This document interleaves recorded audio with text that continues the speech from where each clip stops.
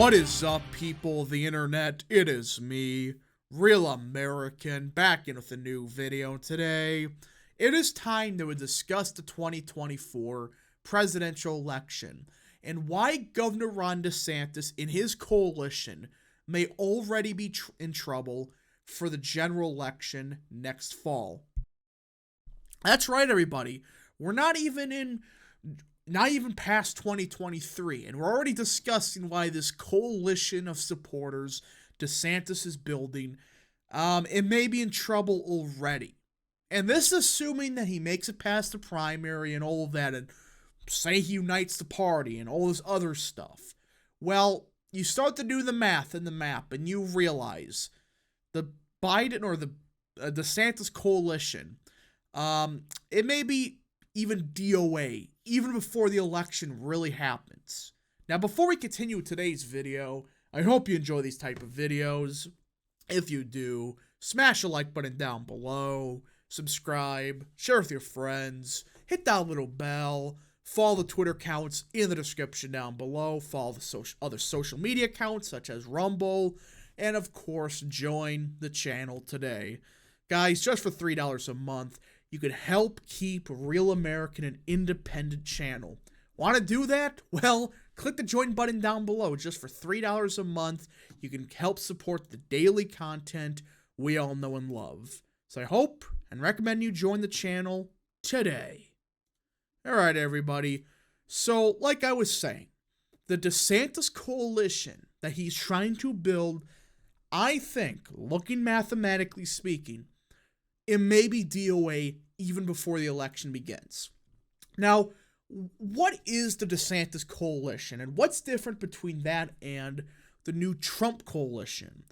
Well, we're just going based off of statements we're hearing in donor parties, we're hearing this in campaign events. This is the DeSantis coalition. White, suburban, educated voters. That is his bread and butter coalition. And there are, to give Team DeSantis some credit, there are a lot of voters that exist like that, these white suburban voters. And the best example comes from Northern Virginia. Now, let me be clear. There's also been major demographic changes in these areas.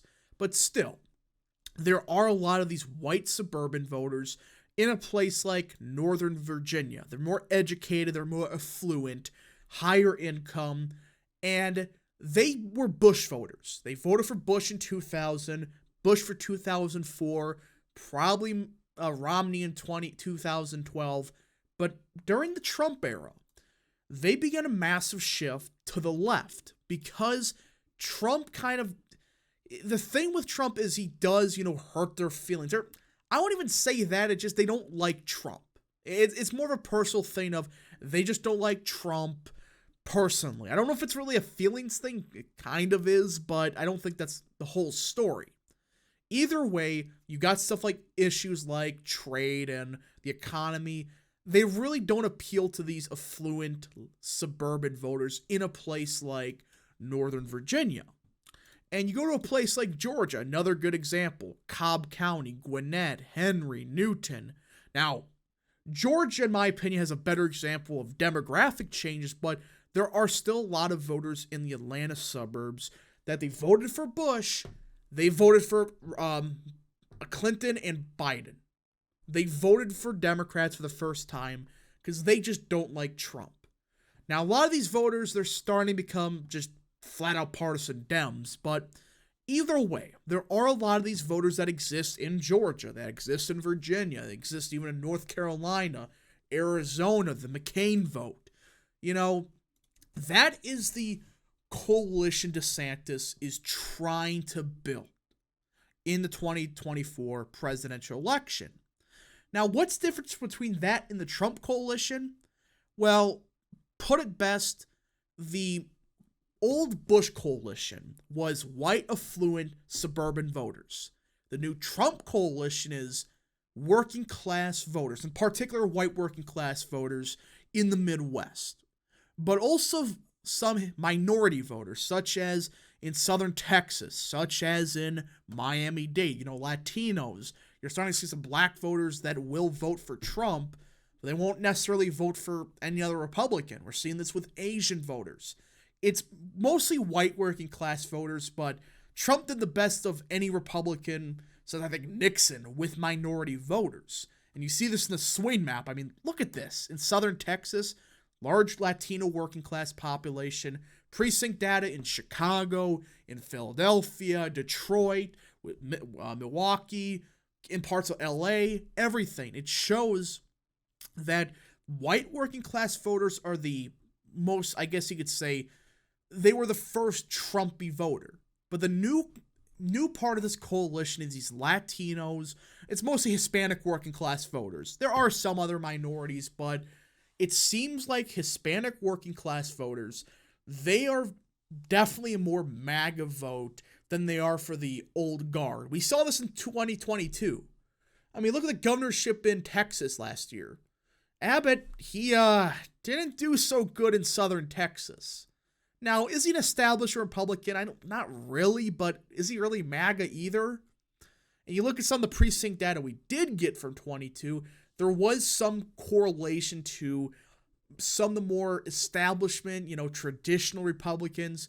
They did a lot better in these affluent white areas, but did a tad worse in minority areas. Not like, a 50-point drop or anything. Just, it's kind of proven that, yeah, these more MAGA candidates like Trump in 2020, he did outrun Republicans with minorities, with certain white working class groups, and all of that.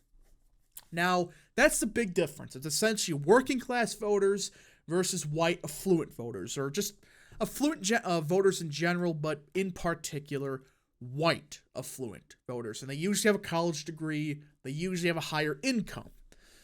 Now, in a midterm, it may make more sense to appeal to those upper middle class, upper class voters, for the simple fact that they turn out. No matter what you do, they do, in fact, vote. However, there is a big catch with that. They're not the largest share of the electorate. And in a presidential year where turnout's high, you're kind of rolling the dice by trying to push for such a small percent of the electorate. Now, a better demonstration of what I'm talking about, electorally. Yes, I think DeSantis, the coalition he's trying to build, let's say it works perfectly, and he gets Georgia, Arizona, and Nevada. Again, these other red states, we're just assuming he wins all of these.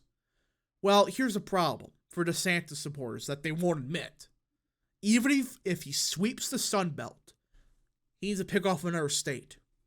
And this is where the problems are going to rise. Because, okay, let's go to Pennsylvania. Big frickin' problem.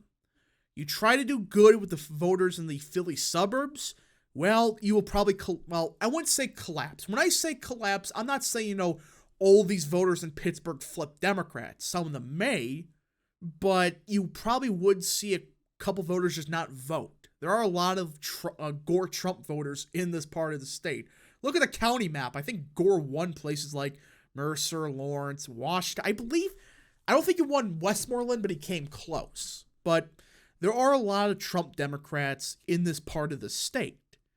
And when you start to appeal to the more suburban, traditional Republican, well, you kind of risk losing the vote in Pittsburgh and other rural areas, such as northeastern Pennsylvania, especially if you support free trade, which DeSantis stupidly said at a donor thing, yeah, I'm a big fan of free trade. A lot of these voters in a place like northeastern PA, they're vehemently anti-free trade. They want tariffs. They support the USMCA. They're not a big fan of, we're just going to globalize and ship jobs overseas. So, yes, I think DeSantis would do better in Chester, do better in Delaware, do better in Montgomery. But mathematically, this Pennsylvania coalitions are weird. You risk possibly having low turnout in this part of the state without Trump on the ballot and potentially just flat out collapsing in northeastern PA. I'm not saying it would 100% happen that, he loses all these votes. I think turnout would be slightly lower in this part of the state, but supporting free trade does risk the idea of losing quite a bit of these Trumpy voters, that they still vote Democrat down ballot for like a county race, but they would only vote for Trump for federal elections. So just an example, but okay. Let's say Biden wins Pennsylvania. In Michigan, that's a bit tougher for Biden or anybody. Because the problem with Michigan is, well, you got to max out rules. It doesn't matter who you are as a Republican. A place like Oakland, a place like Wayne, Ingram, these areas, they're just good. Doesn't matter who you're going to run. Outside of parts of Wayne, which has Detroit in it, these areas are just shifting Democrat, no matter who you run. Even John James struggled in these counties over here. Now, you can make the argument that DeSantis could outrun Trump in Kent. Problem, even if he wins it, well, let's say it's a 20,000 vote swing.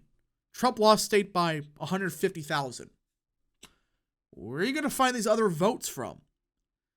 And this is without assuming he doesn't lose anybody in Macomb County, another Democrat stronghold that flipped under Trump because of policies such as trade. It's just one of those states where, and I think most people understand that, yeah, Michigan, no matter what, may be off the table. Now, Wisconsin, arguably the most misunderstood state of any of the Rust Belt states. Wisconsin, Michigan, Pennsylvania. Of all of them, this is the most misunderstood, misapplied state of them all. Yes, Trump did slightly worse in Waukesha. He is doing worse in Ozaukee and Washington than, well, not really Washington, but mostly Waukesha and Ozaukee, and Dane than most other Republicans. Here's the problem, though. And sure, DeSantis, he may get 62, 63% of Waukesha. He may get 58% of Ozaukee. There's a big problem with this. These counties, even if you include Milwaukee, Dane, Washington, all 5 of them, they are, I'm trying to be generous, maybe a third of the vote. If I'm not mistaken, if my math is not off, which it could be, it's maybe like 35, 40% of the vote, if you're lucky. That is the problem. The areas that are shifting Democrat and a traditional, Republican such as DeSantis, he would potentially do better in those counties. And again, they aren't a majority, though, of the vote. They're far from it. I can't remember the exact number. But, this is the thing about Wisconsin. There is an absolute ton of rural votes. Lafayette, Grant, Crawford, Richland, Vernon, Monroe, Jackson, Trapola, Buffalo, Pepin, Pierce, St. Croix, Dunn. Sure, each county has a small amount of votes, but when you add them up, well, they stack up quickly. Clark, Taylor, you just keep going. And every single one of these counties, I like all of them, I'm not even kidding. Basically, every single one of them, south of Eau Claire, west of Madison, they all voted for Obama in 2012. Every single one of them. You want to know who the Obama-Trump Democrat or the Republican is? It's these voters in the driftless part of Wisconsin. This entire map was dark blue in 2008 and blue in 2012. It was only Trump that flipped all these areas for the Republicans, and they do have a lot of votes. That's not including northern Wisconsin, which there are a lot of more conservative voters up there. And the Green Bay area, I don't see much change happening. I think Trump and DeSantis, they run equal in the Appleton and Oshkosh area. I just don't see much changing, if at all, because yes, Trump would do better in the more urban parts and possibly in the rural parts, but DeSantis might counter that out. Either way, it doesn't really matter. Mathematically speaking, there are far more of these Trump Democrats than there are of these Bush, these Bush Democrats too, or the Biden Republican, excuse me. Mathematically speaking, in Wisconsin, far more of them. And you got to pick one. Which one are you going to pick? The Biden Republican? Well, you risk the turnout just blowing in the rest of the state. You pick the Trump Democrat? Well, you have a higher floor just for the simple fact, and potentially higher ceiling, for the simple fact there's more of them. And they are easier to convert than these Biden Republicans. Even Ron Johnson struggled in Waukesha in 2022. Ron Johnson only got 62% here. And he won because he did pretty solid in the rest of the state. He did actually even better than Trump in Grant, in Lafayette, in Crawford. But he ran a fascinating campaign. And I just don't think DeSantis, his coalition, would work in Wisconsin. I'm not going to mark it, but I do have my serious doubts about the DeSantis coalition in a state like Wisconsin. I mean, Bush got 70% in Waukesha and like 45% in Milwaukee. Guess what? He still lost the state. And that was with a third-party vote. If the third-party vote was factored out, Kerry would have won the state by 3 points. Gore, 5. That's the problem with this Bush-DeSantis coalition. Yes, it helps in the Sun Belt. It's just an example. It kills in the Rust Belt. Especially a state like Wisconsin, especially a state like Michigan and parts of Pennsylvania. Pennsylvania I could see the argument for, but it's like there are certain voters we saw in 22, they're only voting for Trump. And Wisconsin I just think is misunderstood by a lot of people. There are a ton of these Trump Democrats that will vote for Trump, may vote for Ron Johnson, but they're not going to vote for a Republican that says, I support free trade. They're not going to probably vote at all. Anyways, folks, thank you so much for watching. If you did enjoy this video, smash the like button down below, subscribe, share with your friends, hit that little bell, follow the Twitter accounts in the description down below, and of course, join the channel today. Thank you so much. Godspeed to all of you.